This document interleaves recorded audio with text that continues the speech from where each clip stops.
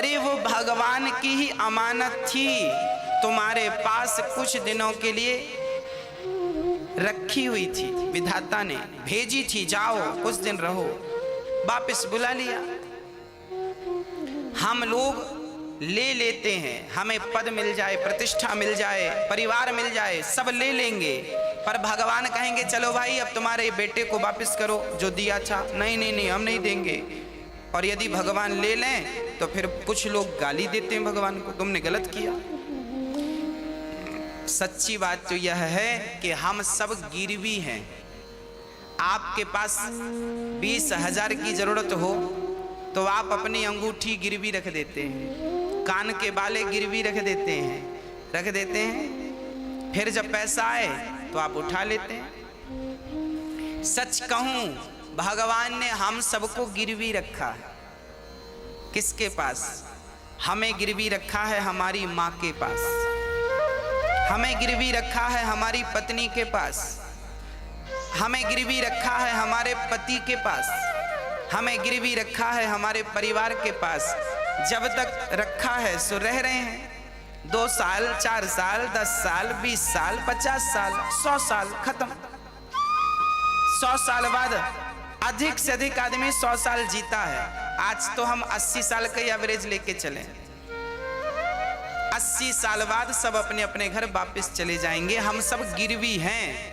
भगवान ने हमें संसार में भेजा है, जाओ कुछ कर लो, अच्छा, हाँ, प्रशस्त कर लो अपना मार्ग। पर हम आते हैं तो जाने का नाम नहीं लेते, यहीं रह जाते हैं। हम जाना नहीं चाहते, झगड़ा करते हैं, रोते हैं, चिल्लाते हैं, चीखते हैं। सत्रजित से मणि मांगी, भगवान ने मना कर दिया। इसलिए मैं कहता हूं कि आपके पास जो है वो भगवान को दे दो। प्रभु सब आपका है। जो मुझे लगेगा, आपको पता है कि मुझे क्या लगेगा, आप देते जाना, सब आपका है।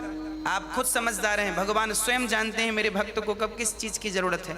वो बिना मांगे आपके देते जाएंगे। आप एक बार सौंप कर तो देखिए। हम सौंपते नहीं है, समर्पण करते नहीं है, स्वभाव को बदलते नहीं है। यही तो हमारी गलतियां।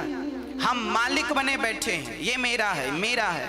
सौंप दीजिए, सब भगवान का है। अपने अस्तित्व को मिटा दीजिए, भगवान के चरणों में समाप्त कर दीजिए। सब कुछ अपना लुटा दीजिए। प्रभु सब तेरा, खत्म बात। जब सब तेरा तो फिर मेरा जो अहंकार था, मेरेपन का, वो अहंकार अपने आप समाप्त हो जाएगा। अहंकार मिटता नहीं है क्योंकि हम सौंपते नहीं है, और सौंप देंगे तो मिट जाएगा। सत्रजित का भाई प्रसेन वो मणि पहनकर जंगल गया। वहां एक बब्बर शेर ने प्रसेन को मार डाला। प्रसेन की मणि छीन ली। शेर को जामवंत ने मारा। जामवंत मणि लेकर अपनी बिटिया को देने चले गए। बेटी को देते हैं। अब यहां भगवान को चोरी का कलंक लगा। सारे लोग कहने लगे कृष्ण ने मणि मांगी थी। सत्रजित ने कहा कृष्ण ने मणि मांगी थी, हमने नहीं दी। लगता है हमारे भाई को मारकर मणि सत्रजित ने चुरा ली। चुरा ली, आरोप लगा दिया, चोरी का कलंक लगा दिया। अब भगवान के सिर पे ये कलंक क्यों लगा? हम गृहस्थी लोग भी ना कई बार कलंक से बचते हैं कि कोई कलंक ना लगे जीवन में, पर कई बार कोई ना कोई कलंक किसी ना किसी के माथे तो लग ही जाता है।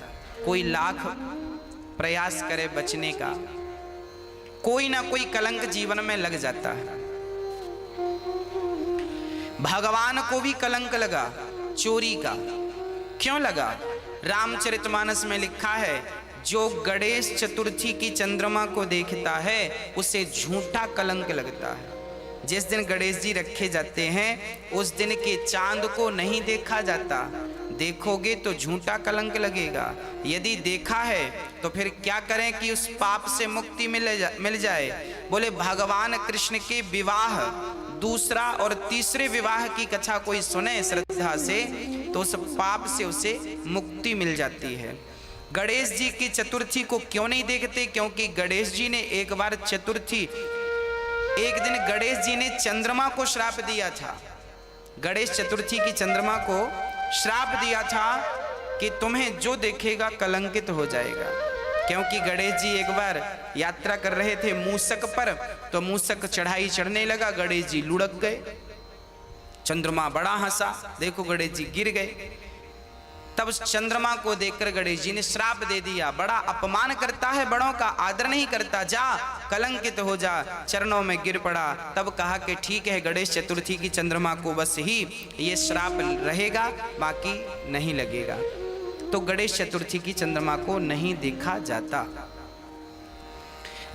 ये बात लिखी है गोस्वामी जी ने, जो आपन चाहे कल्याणा, सुजसु सुमति शुभ गति सुख नाना, सुपर नार लार गुसाई, तजऊ चौथ के चंद्र की नाई। जो स्त्री अपना कल्याण चाहती है, यहां पर गोस्वामी जी कितनी बढ़िया बात लिख रहे हैं। जो स्त्री अपना कल्याण चाहती है वो पराये पुरुष को कभी ना देखे, और जो पुरुष अपना कल्याण चाहता है वो पराई स्त्री को कभी ना देखे। यदि देखेगा तो क्या होगा? नरक में वास उसका होगा, यातनाएं भोगनी पड़ सकती हैं। इसलिए गोस्वामी जी कह रहे हैं चरित्र का ख्याल रखें, पराई स्त्री और पराई नारी को वैसे ही त्याग दें जैसे गणेश चतुर्थी की चंद्रमा को लोग त्याग देते हैं। अर्थात शास्त्र हमें ये कह रहे हैं कि हमें मर्यादित होना चाहिए। हम अपनी इच्छाओं पर, हम अपनी इंद्रियों पर नियंत्रण कर सकें, ऐसी क्षमता हमारे भीतर होनी चाहिए। जिस गाड़ी में ब्रेक ना हो, क्या उस गाड़ी में आप बैठना पसंद करेंगे? जिस गाड़ी में ब्रेक है ही नहीं, उसका परिणाम तो दुर्घटना ही है। अरे जिस जीवन में संयम नहीं है, जिस व्यक्ति के भीतर संयम ना हो, उस व्यक्ति का व्यक्तित्व कैसा है? संयमी बनो, संयम के बिना जीवन नीरस है, फीका है, अधूरा है। इसलिए संयमी, देखना इंद्रियों के न घोड़े बढ़ें, इनमें संयम के हरदम ये कोड़े पड़े।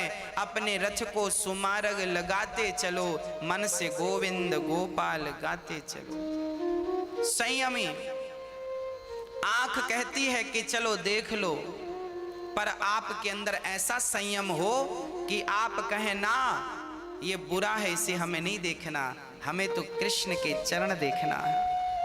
कान है तो कान कुछ भी सुनेंगे क्या? आपके पास कान है, आप कुछ भी सुन सकते हैं, पर सब कुछ सुनने में सार नहीं है। सुनना है तो भगवान की कथा सुनो, देखना है तो गोविंद का दर्शन करो, चलना है तो तीर्थ यात्रा की ओर चलो, बिहारी जी की ओर चलो। हाँ, तात्पर्य यह है कि जो भी विधाता ने दे रखा है, आंख, कान, हाथ, नाक, जो भी सब कुछ भगवान के लिए हो। जीवन में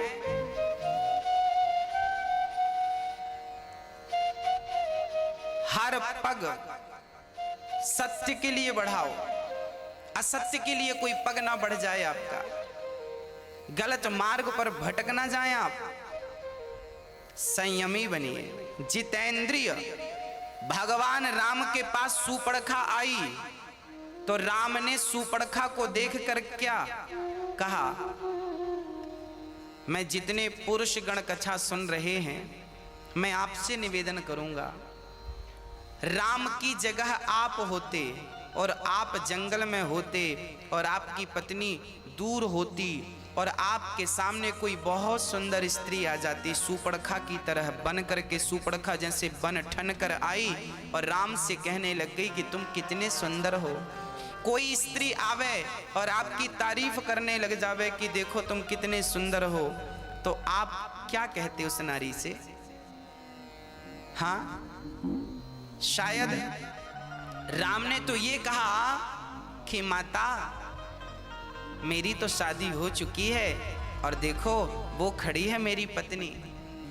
माता कह करके, माँ कह करके राम ने सूर्पणखा को संबोधित किया। हाँ, राम का चरित्र है कि वो पराई स्त्री को या तो माँ के रूप में देखते हैं, या तो बेटी के रूप में देखते हैं, या तो बहन के रूप में देखते हैं। क्या ये आपका भी सिद्धांत है? क्या ये आपका भी स्वभाव है? यदि ये आपका स्वभाव है तो मैं आपको प्रणाम करता हूँ। आपको भी ऐसा ही मर्यादित पुरुष बनना है। पराई नारी को देखना भी पाप है। इस भाव से ये जिंदगानी को आगे बढ़ाना है। चरित्र का निर्माण कीजिए। जब आप चरित्र का निर्माण करेंगे तो आपको देखकर आपके बच्चे चरित्र की ओर बढ़ेंगे। बच्चों की शिक्षा केवल स्कूल में ना हो, बल्कि आप माता पिता को देख कर भी बच्चे सीखें कि वाह, हमारे माता पिता के आचरण को देख कर भी हमें कुछ सीखना चाहिए। अपने बच्चों के लिए आप ही आदर्श बन जाइए। आप ही बच्चों के लिए, आप ही बच्चों को सही मार्ग के लिए प्रेरित कर सकें। प्रेरणा स्रोत आप बन जाइए और आपके बच्चे कहें कि मेरे पिता जैसे चरित्रवान थे, मुझे भी बनना है। मेरी माँ जितनी बड़ी भक्ति करती थी, जितनी बड़ी सेवा करती थी, मुझे भी बड़े होकर यही करना है। अर्थात माँ बाप इतने धर्मात्मा हों, इतने बढ़िया सत्य के मार्ग पर अडिग हों, इतने बड़े चरित्रवान हों कि बच्चे गर्व करें कि ये मेरे माँ है, ये मेरे पिता है। जब बच्चे माँ बाप पर गर्व करते हैं तब फिर माँ बाप भी बच्चों पर गर्व करते हैं कि ये मेरा बेटा है। अरे भाई, आम का फल आम ही तो होगा, बबूल का फल बबूल ही तो होगा। पेड़ बोए बबूल का तो आम कहाँ से आए? माँ बाप जैसे होंगे बच्चे वैसे ही तो बनेंगे। इसलिए माँ बाप को पहले अपनी इंद्रियों पर, अपने विषयों पर कंट्रोल करना चाहिए और भोगों से निकलकर योग भगवान की भक्ति की ओर आना चाहिए। जो नारी पराये पुरुष को देखती है उस नारी को यातनाएं भोगनी पड़ती हैं। जो पुरुष पराई स्त्री को कुदृष्टि डालता है